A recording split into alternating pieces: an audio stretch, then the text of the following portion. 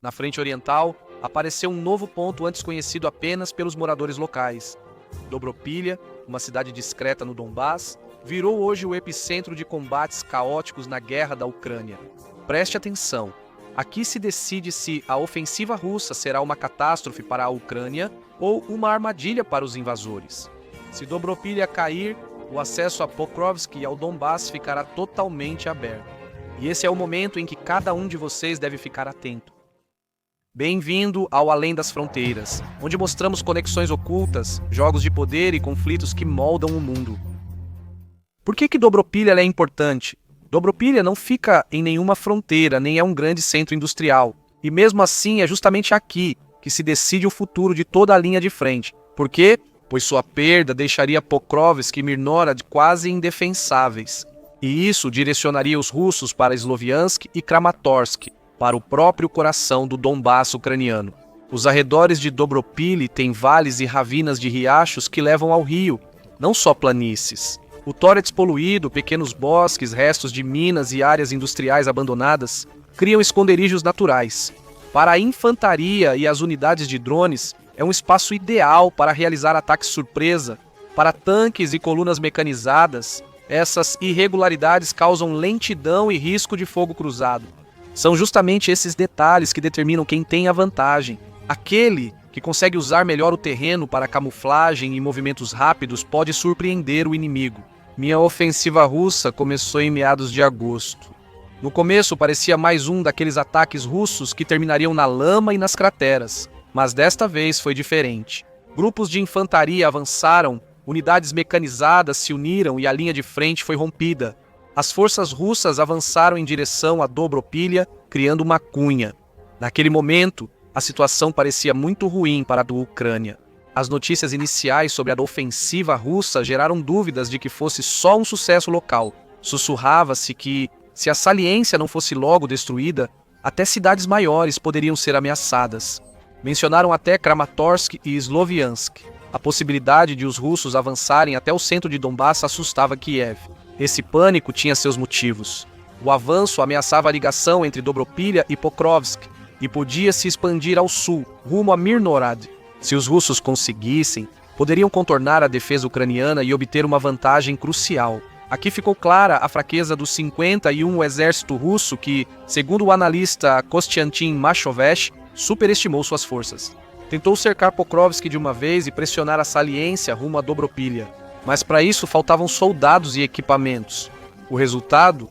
Sim, surgiu uma brecha perigosa, mas os russos acabaram assumindo mais do que podiam suportar. A resposta ucraniana e os contra-ataques. Quando tudo parecia fora de controle, a Ucrânia reagiu. Logo após a brecha russa, os primeiros contra-ataques começaram quase imediatamente. O objetivo deles era claro: estreitar e finalmente cortar o saliente antes que os atacantes conseguissem se entrincheirar nele. Poucos dias após a brecha, surgiram sinais de que a Ucrânia poderia reverter a situação. Os russos avançaram até a estrada entre Dobropilha e Kramatorsk, penetrando até 10 quilômetros nas linhas ucranianas. Mas então veio a reviravolta. O exército ucraniano confirmou que recuperou 6 vilarejos neste setor. De acordo com analistas do Deep State e da Conflict Intelligence Team, pode até se tratar de 7 vilarejos que os ucranianos libertaram, assim desestabilizando toda a cunha russa. No mapa, áreas libertadas aparecem em verde. Não foram só conquistas cosméticas. Na região onde, até alguns dias atrás, se falava sobre a ameaça de avanço em direção a Kramatorsk e Sloviansk, a linha de frente começou a se romper. Os russos não conseguiram manter um território tão grande e recuaram de várias aldeias, reduzindo bastante seu avanço. As unidades ucranianas seguiram com outros ataques. Avançaram perto de Charkov e Volodymyrivka, expulsando os russos segundo o Deep State. No leste, avançaram para Razine e Novotoreke. As forças russas nesse saliente estão a 4 quilômetros de serem cercadas. Analistas do Conflict Intelligence Team alertam que, se os ucranianos empurrarem os russos de volta ao rio Kazenitorek, ele pode virar barreira natural e proteger Pokrovsk de novos avanços. E por fim, uma prova muito concreta de que esses contra-ataques não foram apenas simbólicos.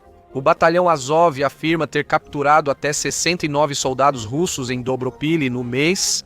Isso não são apenas números. Isso indica que parte das tropas russas entrou em caos perdeu coesão e virou colunas de prisioneiros, não mais avançando como soldados.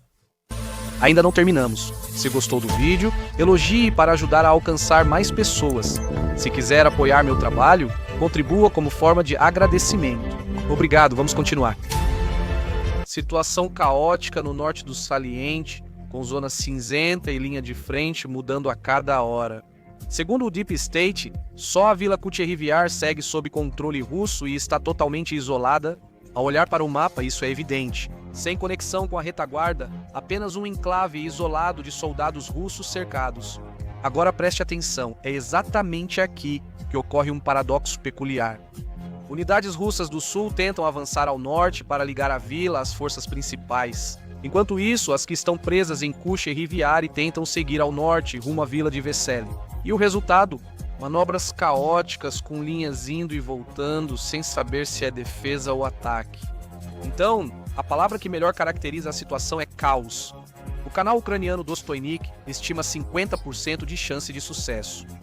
Nenhum lado venceu claramente. Cada casa e metros são disputados. O tempo não está a favor da Ucrânia. Quanto mais tempo os russos ficarem em Kucheriviyar, maior a chance de enviarem novos reforços ao local. Atenção! Se isolarem e limparem Kucheriviyar, toda a saliência pode desmoronar.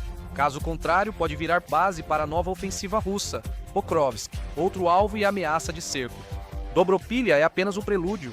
O verdadeiro objetivo da ofensiva russa é Pokrovsk, uma cidade que, junto com Mirnora, forma uma grande aglomeração. Recentemente, foi um dos principais centros logísticos para abastecer as forças ucranianas no Donbás, mas isso mudou. Devido aos frequentes ataques russos, Pokrovsk ficou perigoso e a maioria das rotas de abastecimento foi movida para o oeste. Isso não quer dizer que Pokrovsk perdeu importância. Para a Ucrânia, ainda é uma grande cidade e símbolo de estabilidade no oeste de Donbás. Para a Rússia, é o portão para tentar avançar até Sloviansk e Kramatorsk. Agora preste atenção. Soldados ucranianos dizem que nas últimas semanas, a tática russa mudou. Estão trocando pequenos grupos de infantaria por ataques com veículos blindados, sinalizando um ataque maior em preparação. Analistas do 7º Corpo Aerotransportado dizem que a Rússia prepara uma ofensiva decisiva com grande uso de tropas e equipamentos. A 155ª Brigada Russa de Fuzileiros Navais já está na linha de frente. E a 40ª, que foram transferidas da região de Sumy para cá. Juntam-se a elas equipamentos pesados, que se acumulam em Donetsk e avançam para a linha de frente. Fontes ucranianas mencionam 5 brigadas prontas para serem implantadas. Fique atento.